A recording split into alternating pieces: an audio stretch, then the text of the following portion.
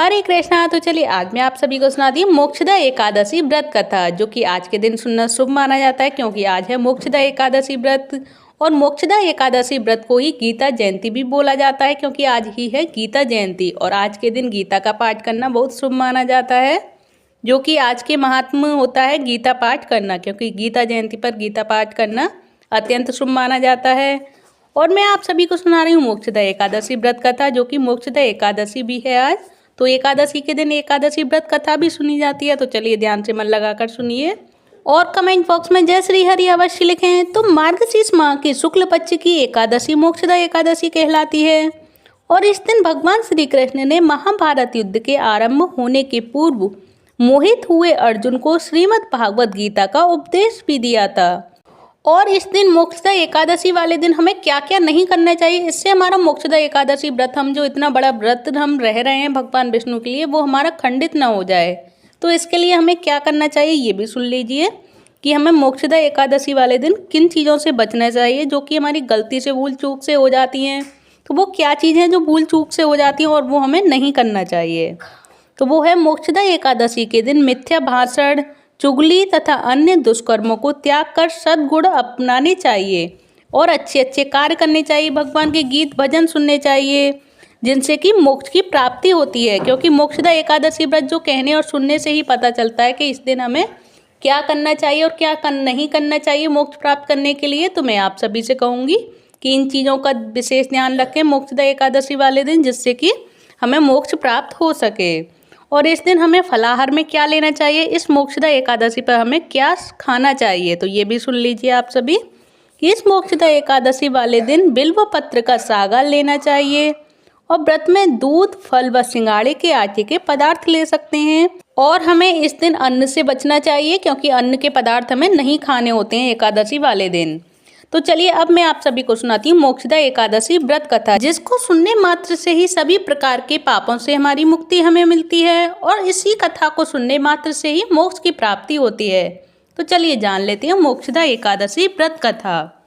तो गोकुल नगर में बैखानस नामक राजा राज्य करता था और एक समय रात्रि को राजा ने स्वप्न में अपने पिता को नरक में पड़े देखा। इससे उसे बड़ा आश्चर्य हुआ और प्रातःकाल उसने अपने ब्राह्मणों से अपने सपने और अपने पिता की नरक से मुक्ति के लिए उपाय जानने के लिए कहा। इस वचन को सुनकर ब्राह्मणों ने राजा को पर्वत ऋषि के आश्रम में भेजा। तो राजा ने वहां जाकर उनको साष्टांग प्रणाम किया और अपने सपने के बारे में ऋषि पर्वत को संपूर्ण वृतांत सुनाया। ऐसा सुनकर पर्वत मुनि ने एक क्षण के लिए अपने नेत्र बंद किए और बोले, हे राजन, मैंने योग बल से तुम्हारे पिता के सब कुकर्मों को देख लिया है। उन्होंने पूर्व जन्म में कामातुर होकर सौत के कहने पर दूसरी पत्नी को ऋतु दान मांगने पर भी नहीं दिया था। उसी पाप कर्म के फल से तुम्हारे पिता को नरक जाना पड़ा है। तब राजा बोला, हे महात्मन, मेरे पिता के उद्धार के लिए कोई उपाय बताइए। तो पर्वत मुनि बोले, हे राजन, आप मार्गशीर्ष शुक्ल एकादशी का व्रत करें और उस व्रत के पुण्य को अपने पिता को संकल्प करके दे दें। इसके प्रभाव से आपके पिता की मुक्ति हो जाएगी। तो राजा ने अपने कुटुंब सहित इस पुण्य व्रत को अपने पिता को समर्पण कर दिया और इससे राजा के पिता को मुक्ति मिल गई और वह स्वर्गलोक को चले गए।